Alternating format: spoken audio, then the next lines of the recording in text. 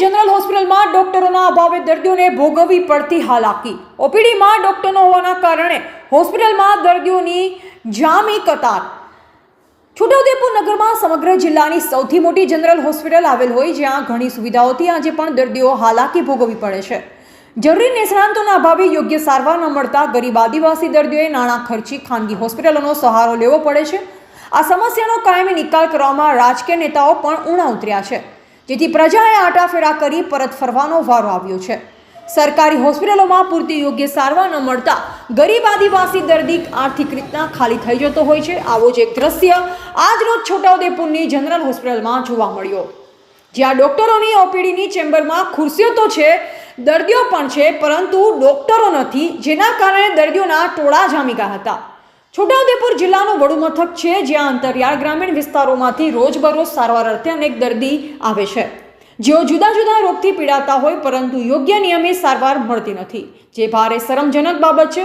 નોંધનીય છે કે આજરોજ સવારથી જનરલ હોસ્પિટલમાં 3 જેટલા ડોક્ટરો રજા ઉપર હોય, ત્યારે માત્ર એક ડોક્ટર ઓપીડી સંભાળતા અને ડોક્ટરની ચેમ્બર પાસે દર્દીઓના ટોળા જામેલ જોવા મળ્યા હતા।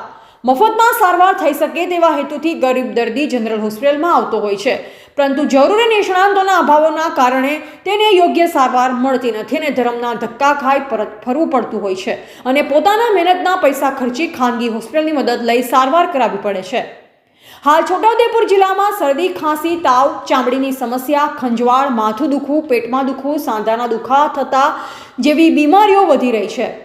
તેવા કેસ છોટાઉદેપુરની હોસ્પિટલમાં આવી રહ્યા છે, ત્યારે મજૂરી કરી પોતાનું ઘર ચલાવતો ગરીબ મધ્યમ વર્ગનો માનવી અને આદિવાસી વિસ્તારનો મજૂર માણસ પોતાને તથા ઘરના સભ્યોને યોગ્ય સારવાર મળી રહે તે માટે જનરલ હોસ્પિટલની મદદ લેતો હોય છે અને મફતમાં સારવાર મળે તો નાણાકીય બચત થાય તેવી આશાઓથી ખાનગી હોસ્પિટલો છોડી જનરલ હોસ્પિટલમાં સારવાર લેતો હોય છે, પરંતુ ડોક્ટર ન હોવાના કારણે દર્દીને પૂરતી સારવાર મળતી નથી। જ્યારે રાજકીય નેતાઓ પોતાનો રોટલો શેકવામાં મશગુલ હોય, તેઓને ગરીબ માણસોનું હિત જણાતું નથી અને ઉચ્ચ કક્ષાએ રજૂઆત ન થતાં છોટાઉદેપુરની જનરલ હોસ્પિટલમાં નિયમિત ડોક્ટર મળતા નથી। જ્યારે દર્દીઓ ફરિયાદ કરી રહ્યા છે કે જે ડોક્ટર છે તે ઘણી વખત હોસ્પિટલમાં નિયમિત હાજર પણ રહેતા નથી, ત્યારે અન્ય સ્ટાફ દ્વારા પણ યોગ્ય જવાબ આપવામાં આવતો ન હોય, જેથી ધર્મનો ધક્કો ખાવાનો વારો આવે છે। હાલમાં ચૂંટણીલક્ષી કામગીરીમાં પ્રચાર પ્રસારમાં નેતાઓ વ્યસ્ત છે, ત્યારે પ્રજાની સવલતો માટે ઉચ્ચ અધિકારીઓ ધ્યાન આપે અને જનરલ હોસ્પિટલમાં નિયમિત ડોક્ટર હાજર રહે તે માટે સૂચના આપે તેવી પ્રજાજનની માંગ ઉઠી છે।